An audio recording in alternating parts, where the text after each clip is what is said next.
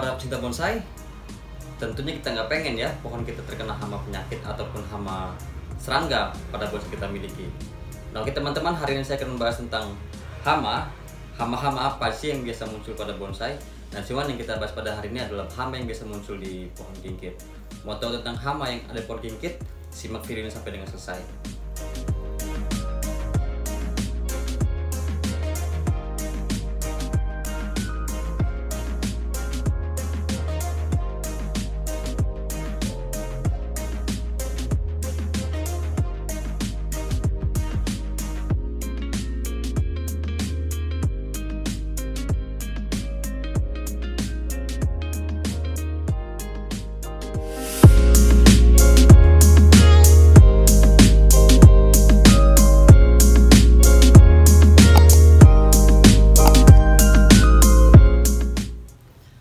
Oke, ketemu lagi dengan Bagas di channel bonsai kita. Nah, tadi di depan teman-teman sudah saya kasih kisi-kisi sedikit tentang apa sih yang bakal kita obrolin pada hari ini.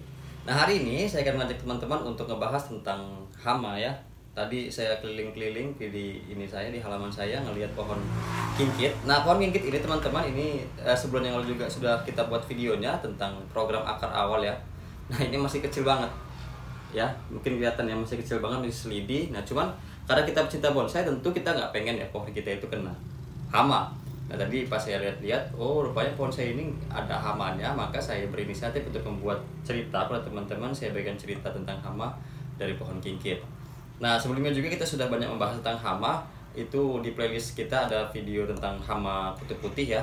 Terus di pohon serutu ada hama belalang, dan ini hama apa nih yang ada di pohon kingkit ini. Nanti bakal kita tunjukin kepada teman-teman semua hama apa yang biasa muncul pada pohon kingkit. Oke, untuk teman-teman yang baru saja bergabung, kita informasikan sedikit bahwa channel kita ini adalah channel berkelanjutan. Artinya dari satu pohon ini kita akan buat cerita berikutnya ketika pohon ini ada suatu kendala atau suatu yang harus saya ceritakan. Nah, hari ini yang saya ceritakan kepada teman-teman ini pohon kingkit kecil yang memiliki hama. Nah, pada video sebelumnya bisa teman-teman cek, ini ada masalah kutub putih, ada masalah program bonsai dan lain sebagainya. Nah, tentu video ini adalah video yang disajikan untuk para pemula. Untuk para senior, saya mohon izin senior, saya butuh masukan, kritik, saran terkait dengan video-video yang kita sajikan. Oke teman-teman, tetap stay pada channel bonsai kita, jangan kemana-mana karena kita akan masuk ke tahap berikutnya ya. Jangan kemana-mana. Jadi sedikit saya berikan informasi kepada teman-teman semua terkait dengan hama-hama yang ada di bonsai yang sudah selama ini saya lewati. Itu ada beberapa hama ya. Yang pertama itu ada kutub putih, terus itu ada hama belalang, ada hama cacing, dan apa itu namanya itu hama semut ya. Nah, cuman saya baru bikin satu video yang membahas tentang hama, yaitu hama tentang kutub putih, gimana cara mengatasinya. Kalau hama kutub putih itu teman-teman biasanya dia muncul di pohon kimeng ya, atau di pohon-pohon ficus tuh banyak hama kutub putihnya, apalagi ketika pohon itu berada di tempat yang teduh. Nah, jadi kalau teduh dia kurang matahari, biasanya kutub putih itu muncul, dia ada di balik-balik daun. Mungkin nanti bakal saya rekomendasikan kepada teman-teman video yang sudah membahas tentang kutub putih. Nah, maka untuk teman-teman mungkin ada yang sedang mencari informasi-informasi lain terkait dengan bonsai, khususnya bagi teman-teman pemula, mungkin bisa dicek lagi ya daftar video yang sudah kita upload. Mungkin ada dari beberapa video yang sudah kami buat itu hal-hal yang sedang teman-teman cari ya. Mudah-mudahan ada dan bisa teman-teman lihat, mudah-mudahan bermanfaat untuk teman-teman semua. Nah, kalau di pohon ini samping saya pohon sancang, ini juga saya sudah buat videonya beberapa waktu yang lalu. Di sancang juga sama ya, biasanya ini banyak kutub putihnya. Nah, untuk di pohon kingkit ini sendiri, ini yang banyak menyerang ini ulat teman-teman. Nah, jadi di pohon kingkit ini ada ulatnya warna hitam dan warna putih. Biasanya itu dia makan daun ya. Nah, jadi kalau ada ulatnya itu pohonnya ini biasanya habis daunnya dimakan oleh si ulat ini. Nah, sebenarnya ada beberapa langkah yang bisa kita lakukan untuk menghilangkan ulat pada pohon kingkit ini. Dan juga saya akan mengajak teman-teman untuk gimana sih caranya kita ngilangin ulat ini, dan apa solusinya ketika pohon kita ada ulatnya. Karena saya ada beberapa juga pohon kingkit, walaupun masih kecil-kecil semua, masih bibitan semua. Saya ini lagi buat eksperimen. Satu, saya menggunakan apa namanya, racikan, satunya nggak menggunakan racikan. Nah ini menggunakan racikan, yang satunya itu tidak menggunakan racikan, menggunakan racikan dan dia aman ya. Dan ternyata betul, ketika tanaman ini nggak pakai racikan dia lebih mudah terserang hama. Oke, nah ini adalah gambarnya ya. Ini penampakan dari ininya nih, ulatnya teman-teman ya. Ini udah saya deketin kameranya biar teman-teman juga bisa ngelihat, mungkin nanti jadi antisipasi untuk perawatan bonsai kita di rumah. Nah ini bentuk ulatnya. Ini gundul ya pohonnya.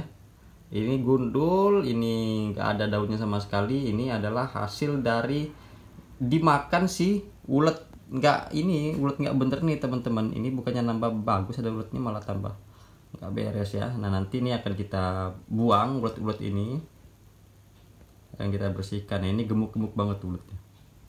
Ini gemuk ini karena apa? Karena kita pakai kamera jadi nggak kelihatan seberapa besar ulet-ulet ini. Nah ini besar sekali ulet ini, ada 1, 2, 3,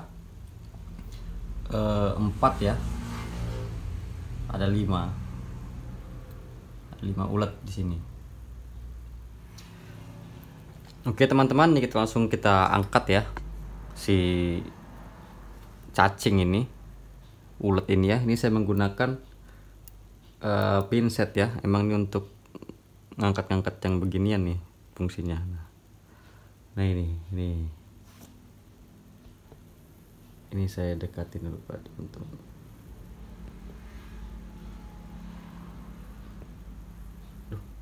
Dia nggak mau fokus ya. Nah ini teman-teman, nih ulatnya nih. Nah, ini adalah ulatnya. Ini lumayan besar ya. Nah makanya langsung aja kita buang.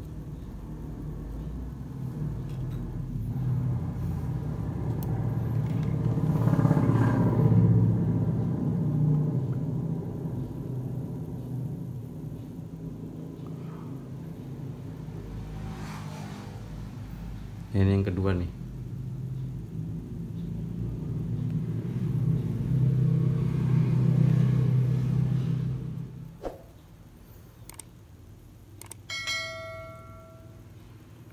Ini yang ketiga.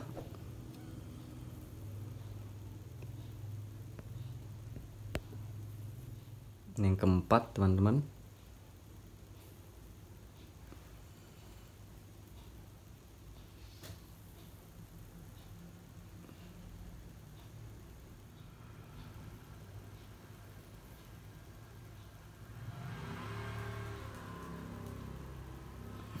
Ya, ini yang kelima, yang terakhir ya.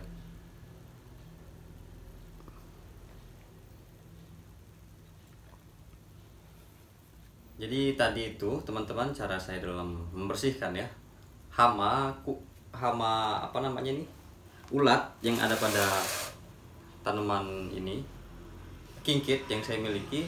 Jadi sebenarnya ada beberapa langkah yang dapat kita lakukan untuk mengantisipasi hama ulat ini muncul lagi. Yang pertama itu kita dapat memberikan furadan ya.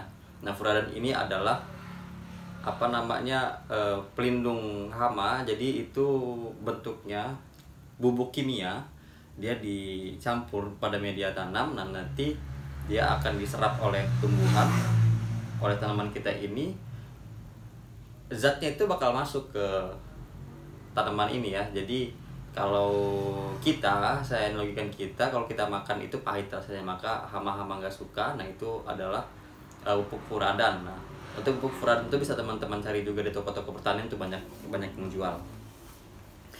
Saya juga kemarin beberapa pohon saya menggunakan pupuk furadan itu untuk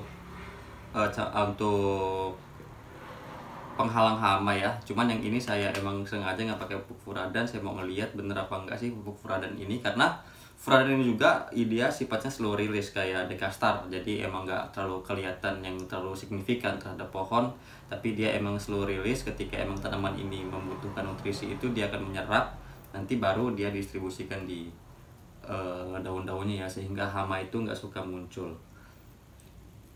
Selain itu juga bisa kita menggunakan insektisida ya untuk menghilangkan hama-hama yang ada. Nah saya kebetulan ini nggak terlalu rutin menggunakan insektisida, maka Saya lebih pakai furadan itu teman-teman, karena saya pikir itu nggak terlalu ribet ya, cuman bukan dikocor, ditabur aja, nanti dia ngeresap sendiri, nanti dia diserap oleh akar, maka baru dia ke tumbuhan itu, dan hama nggak suka pada tanaman yang kita miliki, maka saya nggak pakai insektisida. Oke, mungkin itu dulu teman-teman informasi yang dapat saya bagikan kepada teman-teman, cerita yang dapat saya share kepada teman-teman terkait dengan hama pada pohon kingkit ini. Nah, nanti ke depan karena pohon ini masih sangat kecil dan itu masih banyak perkembangan yang akan saya laporkan kepada teman-teman, saya ceritakan kepada teman-teman. Maka teman-teman yang baru saja bergabung silahkan di subscribe ketika teman-teman mendapatkan manfaat dari video ini, dan ketika teman-teman suka dari video ini silahkan di like, dan apabila ada teman-teman yang lain sekiranya perlu informasi dari bonsai kita silahkan di share ya kepada teman-teman yang lain.